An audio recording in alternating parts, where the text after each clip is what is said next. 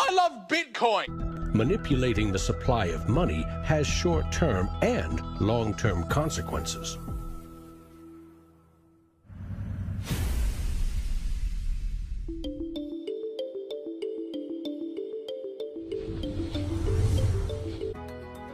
In 1913, bankers and politicians decided that it was in the country's best interest, and theirs, to have a permanent central bank. They created the Federal Reserve. Among its jobs, expand or contract the supply of a single national currency, the Federal Reserve Note. The dollar was tied to gold, and strategic control of it would avoid booms that lead to busts. At least that was the plan. Then came 1929.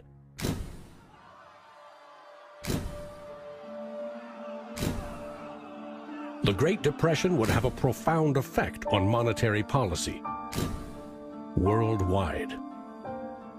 I shall ask the Congress for the one remaining instrument to meet the crisis: broad executive power.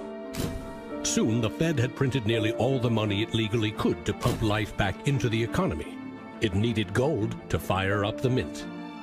So in 1933, President Roosevelt issued a controversial executive order, forcing all U.S. citizens to sell their gold to the Federal Reserve at a fixed price, or go to prison. In 1971, President Nixon settled the matter. He severed United States currency from the gold standard. I have directed Secretary Connally to suspend temporarily the convertibility of the dollar into gold or other reserve assets, except in amounts and conditions determined to be in the interest of monetary stability and in the best interest of the United States. Never again could anyone legally demand U.S. government gold in exchange for paper dollars. For better or worse, the dollar was now backed solely by the full faith and credit of the United States government. The wealthiest nation the world had ever known would bet its future on a single word: trust. What is the wealth of the nation? Well, the wealth of the nation is a gigantic hole of money that we owe to the rest of the world that is never going to be paid back. Today, the United States pays more than $400 billion in interest to its creditors every year. When a government spends more money than it collects in taxes, it simply borrows more, or it creates more. At one time, every piece of paper money was backed by gold. Remember, for every $20 bill, there was $20 worth of gold in a government vault. Not anymore. Today, governments create currency by first creating bonds or treasury bills. These bonds are sold in the market, generating funds for the government that issued them. Large banks buy U.S. bonds to flip them, selling them to the Federal Reserve at a profit. This is the magic money machine. You see, the Fed is America's central bank, but it doesn't have any money. No cash on its balance sheets. When a bank buys a bond and takes it to the Federal Reserve, the Fed simply says, "Thank you, Mr. Banker. Here's the principal and some profit." New money isn't exchanged. It simply appears on the bank's accounts. Magic. For 100 years and counting, the precise mechanisms of these bond purchases have remained a secret. Here's where it gets really interesting. The Federal Reserve is not a government agency. It's a private entity, and its shareholders are banks which earn a dividend. As much as $80 billion per year total are paid out to some of the very same banks that sell the government debt to the Fed. Which banks? Don't even bother asking. That's also a secret. In other words, the magic money machine answers to no one. The Fed also sets the bar for how much interest you pay for a car, home, or business loan. Manipulating the supply of money has short-term and long-term consequences.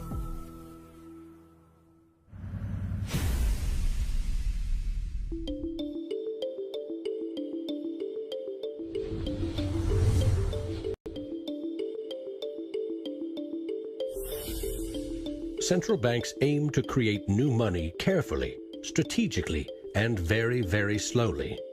Releasing more money into the economy causes prices to rise, ideally by 2% every year. That's supposed to foster economic growth. But 2% inflation means the buying power of one cash dollar in your pocket today will be 98 cents next year, and less nearly every year to come. Since 1913, when the Federal Reserve took over the United States dollar, we've seen that the United States dollar has decreased in value 98%. Inflation is a far higher tax because on your income you pay it just once. If inflation is 2%, you're paying a 2% tax on your net worth every single year, your net worth held in currency. So, what does that mean? If you earned $1 in 1913, you could buy 16 loaves of bread. Today, $1 barely buys you one. That's not a quaint notion of how cheap things used to be. It's proof that the value of your cash is slowly withering away. That $1 invested at 2% in 1913 would now be worth $7.24. More than 600% return versus a near total loss. The US dollar has gone from being worth $1 to now being worth about 4 cents. So that's, 96% of its original value. And it's a direct result of government control. Governments don't create money from thin air all alone. You play a key role in the magic money machine.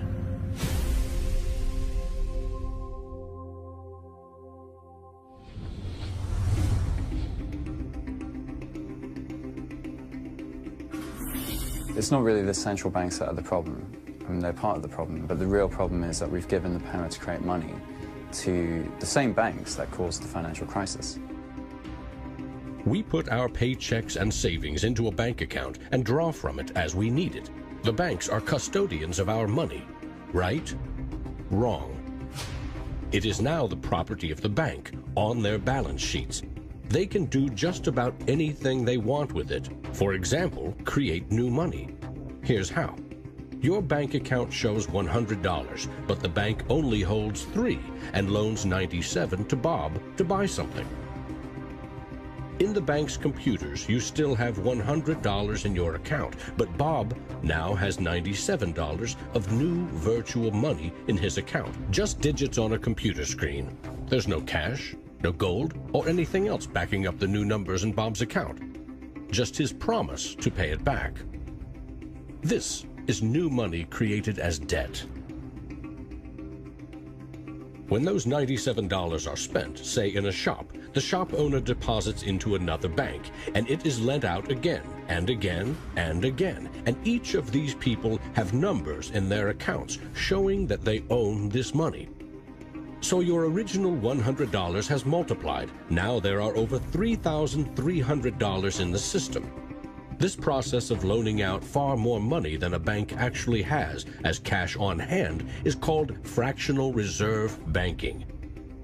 In the UK, 97% of the money that exists is just numbers in the computer system, and those numbers are created by the banks.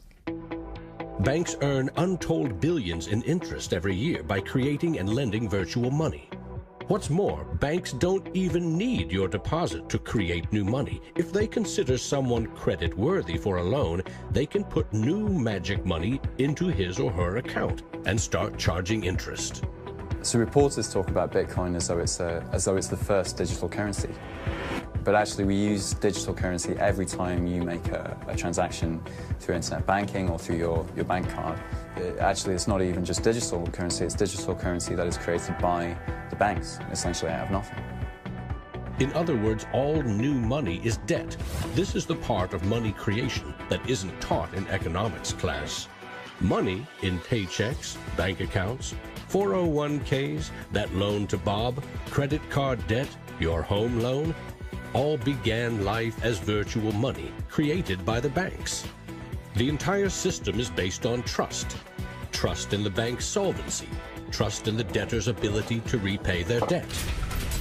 If all bank customers demanded just 3% of their deposits right now in cash, this run on the banks would reveal the truth. Almost none of that paper currency you think is in your bank account exists. It never did. History teaches that the most revolutionary and disruptive innovation nearly always comes from the fringe, not from corporate cubicles. True innovators see the world differently. They see the big picture, creating new products and entire systems that lead to new industries. Steve Jobs called them the square cogs in round holes. It's unsurprising that new innovations always come from a niche group of early adopters, because it is inherently very hard for many people to realize the benefits of new technologies. In 2011, most Bitcoin community people were either people from the technology space, the geeks and hackers, or people from the traditional financial industry. There are even some bankers and hedge fund traders using Bitcoinica at that time as well, which was really surprising to me. A radical new idea is often met with skepticism, ridicule, even hostility from those who stand to lose the most from its success. Case in point, the automobile. In the late 19th century, Carl Benz and others built the first cars, contraptions that could threaten the stagecoach and railroad industries. These self-propelled vehicles, or road trains, would certainly scare horses, injure people, and damage roads. Cars, the railroad barons said, were just too dangerous. And to protect us, they used their power to pass a law in 1865. It required every automobile in England to observe a 4-mile-per-hour speed limit and to be operated by a crew of 3, a driver, an engineer, and a flagman. This heroic flagman walked in front of the car to warn fellow citizens of the coming danger. The railroad tycoons, the lawmakers, the self-appointed gatekeepers used regulation to stifle innovation. But they didn't invent the flagman. He's been around for a long time. For centuries, very few could read. Books were copied by hand. The people in control, political and religious leaders, wanted to keep it that way, and they greeted Johann Gutenberg's printing press with licensing laws, publishing bans, taxes. In some parts of the world, printing was a crime punishable by death. After all, they were just protecting us from dangerous ideas. Before the printing press, there were an estimated 30,000 books in all of Europe. 50 years later, there were 10 million. As Gutenberg's invention flourished, the Dark Ages withered. Progress couldn't be stopped. But the flagman never stops trying. His masters set him loose on each of these innovations because they threatened someone's profits, someone's control. But remember, this is a story about money. What if a technological innovation allowed anyone in the world to be their own bank?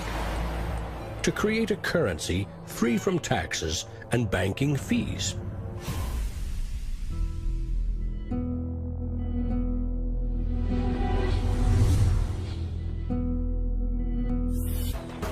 Who is Archimedes? Who is Euclid? We don't know. We don't know if Euclid was one person or multiple people.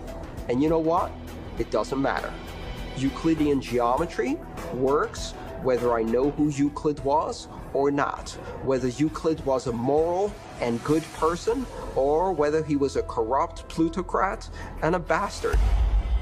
Science and mathematics have essential truth that stands alone, irrespective of its inventors and irrespective of their motives.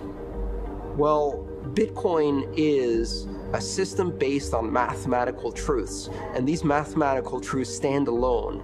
We can read the source code in Bitcoin and understand it, and it will be true whether Satoshi Nakamoto is a man, a woman, a collection of individuals, a government agency, or aliens from the future. Bitcoin is digital currency and computer software. Capital B Bitcoin is the shared code that creates a global payment network using computers connected to the internet.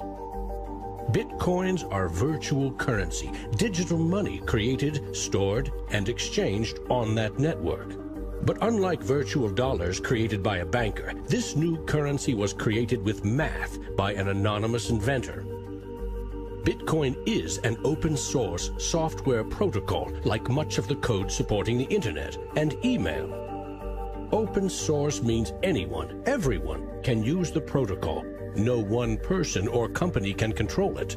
Every change to the software is public, open, and transparent. The code was first developed by Satoshi. Then there were dozens, now hundreds, of programmers constantly collaborating to improve Bitcoin's features and security. So what makes Bitcoin a breakthrough? It tackles an ancient human dilemma and solves a computer science problem. Any shared information or data can be flawed, corrupted. Anything can be faked. How do we know that what we're receiving can be trusted? In our traditional mindset, it's very important to know who is behind this currency because their reputation is significant in knowing that our funds and the true wealth is actually safe. In finance, we rely on trusted third parties like banks, credit card companies, remittance services. They keep track of money as it moves from one account to another, and they charge us handsomely for it. We trust that their digital ledgers of credits and debits balance. A financial system that cuts out these middlemen could be faster, cheaper, and more secure. But Bitcoin is digital. Music and movies are easily pirated, copied, stolen. How can a digital currency retain value if anyone can make 1 million copies? The answer is at the core of Satoshi's invention. A Bitcoin is not a file on a computer. It's an entry in the publicly distributed database called the blockchain. Just as the Medici kept a ledger of credits and debits, today's banks record each transaction as a plus and minus in their ledgers. Now we call them databases. Bank accounts are replaced by a digital wallet that you alone control. Bitcoin's ledger is the blockchain, a record of every Bitcoin in existence and every Bitcoin transaction ever made. It always balances because no Bitcoin ever leaves it. When a Bitcoin is sent from one digital wallet to another, what they are really sending is control over that part of the database. Code that is a unique key for the new owner. As the network processes transactions, it constantly synchronizes the one ledger across the global network. Each computer or Bitcoin miner has a complete and identical copy. And because the blockchain is public, it cannot be controlled by any one person or computer. Owners of the Bitcoin mining computers are rewarded with new Bitcoins for processing transactions and keeping the network secure.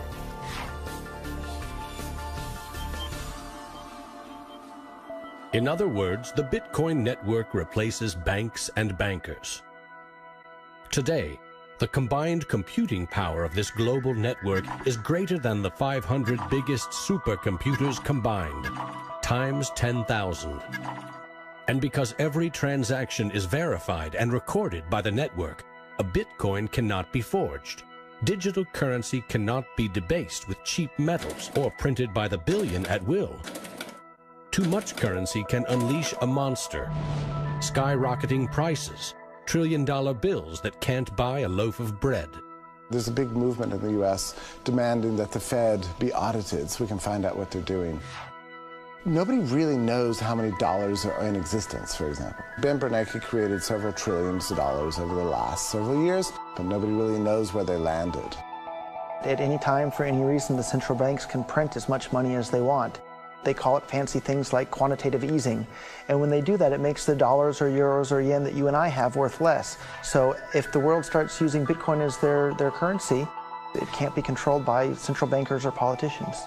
Remember, central banks create money to boost the economy and try to pull it back out before inflation heats up. But no one knows how much magic money global banks are creating to boost their profits with questionable loans.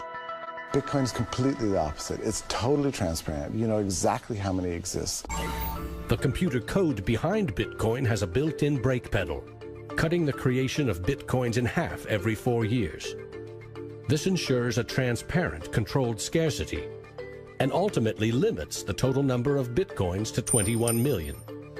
No lobbyist, no politician, no banker can create more, or change the mathematical rules dictating their creation. Advancing accountability.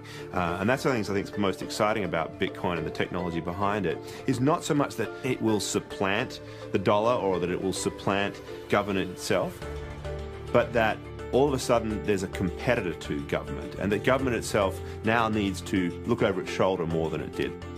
This new digital currency can be purchased online with a credit card or in person with cash. And it has the 5 key characteristics of money.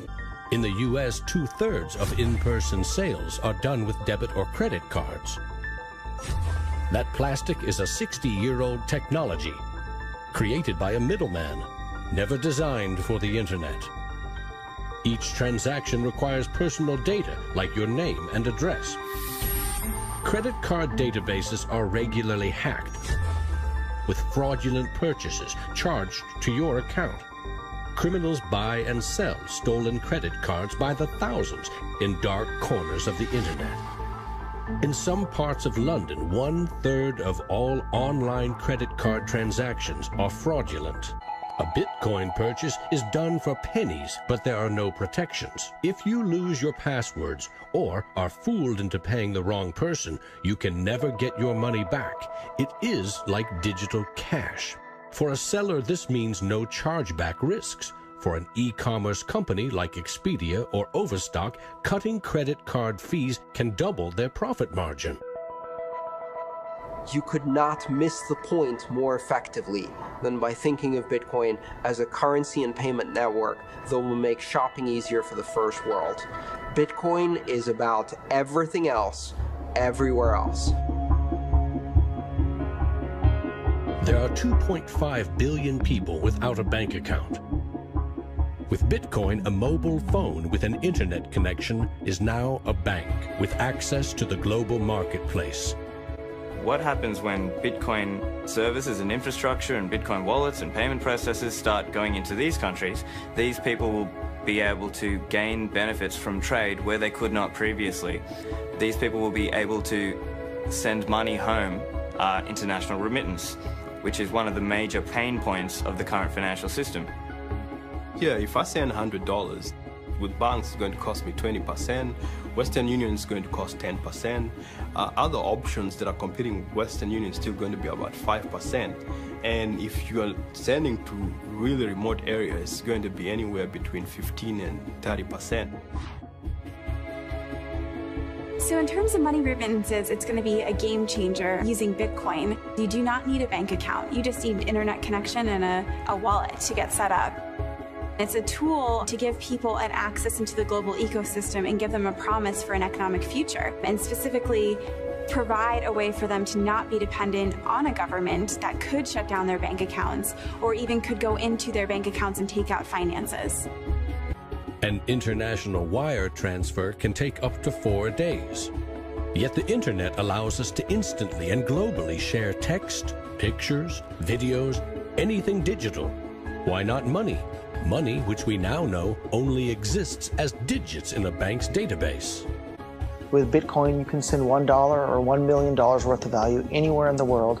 You can do it for free, or you pay the Bitcoin network fee, which is still just around a penny. And there's nothing that the big banks or politicians can do to stop it. A cryptocurrency that can only be created and transferred with computer networks may be the next step of the digital revolution. A lot of people want to criticize Bitcoin for being used for illegal things or illicit things, but if you look at it, the most popular currency in the entire world for doing bad things is the US dollar. If you think of Bitcoin as a platform instead of a currency, then you really begin to see the potential it has. The ledger, which cannot be forged, it cannot be changed, and is universally accepted, is genius. There will be Bitcoin technology forever, and it'll have applications for years to come. Creating a secure global payment system may just be the beginning. Patents, contracts, land titles, proof of ownership can be baked into Bitcoin, securely held in the public ledger. I read up more about Bitcoin, I played with the source code, I built some things that I realized this is actually a very, very powerful protocol. It's not just a currency, but it's actually programmable money. The digital age has fundamentally changed the world. We have embraced digitized music, film, medical records, communications, the internet. The free exchange of information and currency can fuel revolutions, help in a disaster. But our money is shackled to the 20th century, manipulated by governments and banks. The champions of Bitcoin ask us to imagine payments without a middleman, investments without a broker, loans without a bank, insurance without an underwriter, charity without a trustee, escrow without an agent, betting without a bookie, record-keeping without an accountant, global, secure, nearly instant, and free. Is it fantasy or the future of money and commerce?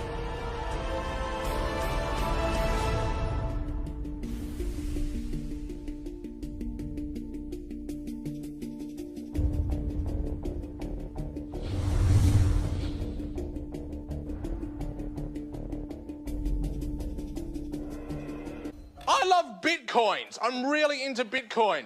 If you don't know what a Bitcoin is, right, usually the way people describe it is digital cash. It's money for the internet. People are like, oh, I love my bank. I'm like, really? You ask a banker, you know what's 2 + 2? He's like, well, I can tell you, but there's a fee. Now, Bitcoin is a new technology. I like to say it's banking light.